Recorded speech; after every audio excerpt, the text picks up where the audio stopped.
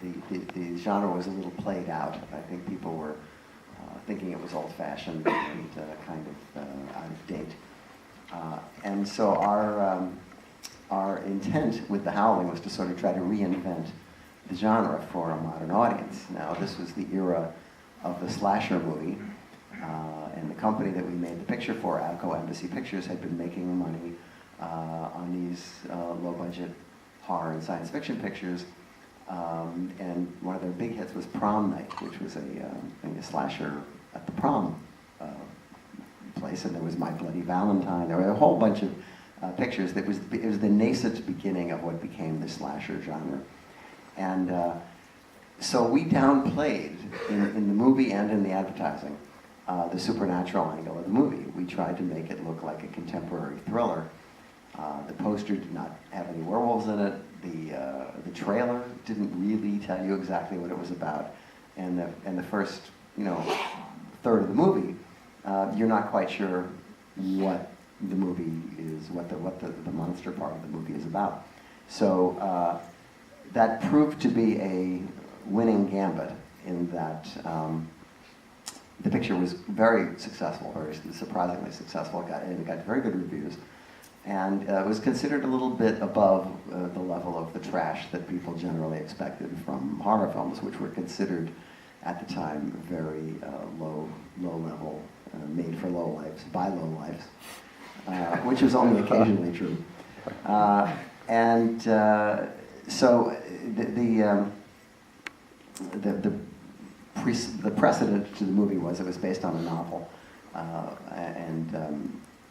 there had been like many movies that I have approached, it had already been attempted once. There was a director on the picture, there was a producer on the picture, there was a writer on the picture, and they had done a rather poor adaptation of this novel.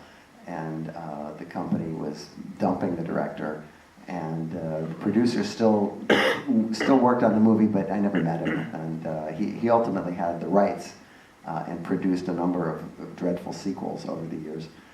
Numbering, I believe, 7 or 8, which had nothing to do with the picture that I made. So I got a friend of mine, Terry Winkless, who I'd worked with at New World, to try to readapt the book with me, and we made it a little better, but we hadn't really cracked it. And so I, of course, said, well, it looks like a job for John Sayles. So we called John, and he came in and basically transformed what was a kind of an old-fashioned concept into something that was very current at the time. There was a movement called EST, which probably is not remembered very much today, but it was a self-help New Age movement that had its own guru, and people were trying to improve their lot of life. And I remember when you went to an EST meeting, part of the deal was you're never allowed to leave and go to the bathroom. And this was supposed to prove that you had some sort of fortitude or something. I couldn't begin to explain the movement any more than I could explain Scientology or Rosicrucianism or anything else. But I had a friend who was an EST person who tried to be an EST person, and he cheated by bringing a catheter with him to the meeting, so that everybody wondered why he never got up, why he never complained that he couldn't go to the bathroom, because he was going to the bathroom for the whole meeting. But I digress. The issue here was that we didn't want to imitate the Jack Pierce, Lon Chaney version of How to Turn into a Werewolf, because as good as that was, we felt that it needed to be updated. So my friend Mike Fennell and I hired Rick Baker to do our werewolf, and the concept was we wanted to have him turn into a werewolf in one take, like just an uninterrupted shot. We later learned that was kind of a stupid idea, but nonetheless, so Rick worked on a whole bunch of interesting ideas, and this is all pre-CGI, this is all actual things that you build in your basement and you go out and you shoot with a camera.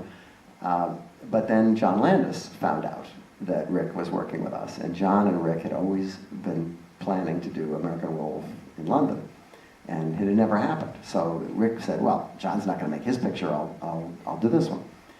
And about a day after John found out that Rick was doing the movie, somehow he found the money to make American Werewolf in London. And so he called Rick and said, you got to stop working for these guys. I'm going to make my movie now. So Rick had contributed some, we'd done some tests, and he was working pretty hard. But he said, I got to go, and I'll leave you with Rob Bottin, who was his protege at the time, and I had worked with Piranha. And Rob took over. Excuse me, I'm just getting over something. And Rob did a fairly remarkable job on exactly $50,000 was all the money we had for special effects. And he built werewolf transformations and also a full-sized werewolf costume, which was pretty cool. A flaw in the movie was that we had we shot this transformation scene and we showed it to the studio, and they went crazy over it. And they said, "Oh, this is great!" And they showed it to exhibitors, and the exhibitors said, "This is great. We're going to book the movie. We'll make a lot of money." So the studio came back and said, "Don't cut anything out of the transformation scene." And I said, "But it's 3 times too long." And they said, "Don't cut it. This is what the exhibitors expect. This is what's going to sell the movie. We're going to make a lot of money. Don't cut it." So you'll see in the movie the scene goes on like forever, and while we were editing the scene, we were in a crappy building in New Hollywood where I edited most of my movies, and there was a casting place down the hall, and they were casting kids, and so one of the editors said, "Why don't we bring in one of these kids and show him this transformation scene and see what he thinks?" We said, "Okay, fine." So we did. We brought a kid in and we ran the scene for him. He was about, he thought it was pretty cool, but then, about 2/3 of the way through, he turns to me and he says, "Why don't she run away?" The girl that is watching the transformation. And I realized, this is always going to be too long. There's nothing we can do about it. And you'll see tonight, it's like, looking at your watch, Jesus, he's not turned into a werewolf yet. But it was because Rob had come up with all these cool change-o heads, they were called, where partly it's the actor, Bob Picardo, in the first picture that he ever did for me, because he was the only guy who could stand the incredibly long makeup time that Rob would take to make him up. In fact, one day Rob came in and started work on Bob, and we all waiting around for him to be done. We kept saying, "Rob, are you done yet?" No, Rob was a perfectionist. And, okay, well, we'll go to lunch then. And so we come back, "You done yet?" No, I just got to look. The upshot of it is that at the end of the night, we had to send the whole crew home, because by the time Bob was made up, they were all in overtime. So he had to stay in the makeup all night in order for us to be able to shoot it the next day. But that's, it's worth it to get what you get from Rob Bottin. It's the tone of the movie is my usual polyglot sort of, is it a comedy or is it a horror film? In fact, the first day's dailies, the head of the studio said to me, "I don't get it. Is this a comedy or a horror picture?" And I said, "Well, it's whatever you want it to be. It's leave me alone." And then they were ultimately very happy with it.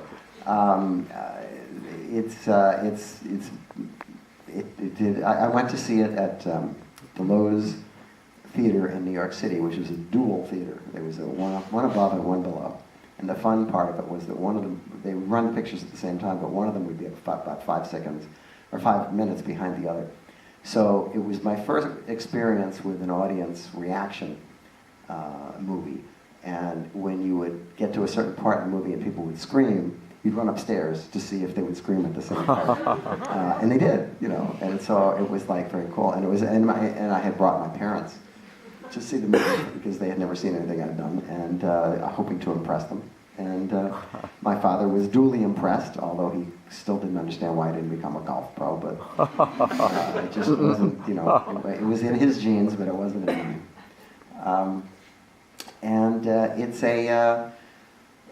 It's it's come down the pike as a sort of a postmodern werewolf movie, and it was influential only in the sense that previous movies featured characters who never had heard of a werewolf. And they would always have a scene where they'd go to the doctor or they'd go to the old professor and they'd say, "Tell us, Professor, what is a werewolf?" And then the professor would explain. And we managed to avoid that by having our characters already aware of werewolves through the movies. And that later became a sort of a trope for pictures like Scream and all the things that are being done today that are so self-reflexive, because now it's impossible to believe that there could be characters in a movie who wouldn't be aware of, you know, pop culture. And this was the first really pop culture aware horror film that I can think of. And it was influential in that sense. So it's beautifully photographed, and it's a pretty cheap movie. But it's beautifully photographed. It's got a great cast of terrific character actors, and you know, I don't watch it often, as I don't watch most of my movies that often, because I know exactly what's going to happen. And all I can think of is, geez, I should have held that a little longer, or gee, that transformation scene is awfully long. But it's you know, it's still pretty entertaining. So anyway, I hope you like it, and if not, you can come back for Small Soldiers and you know, try to make up for it. Thanks.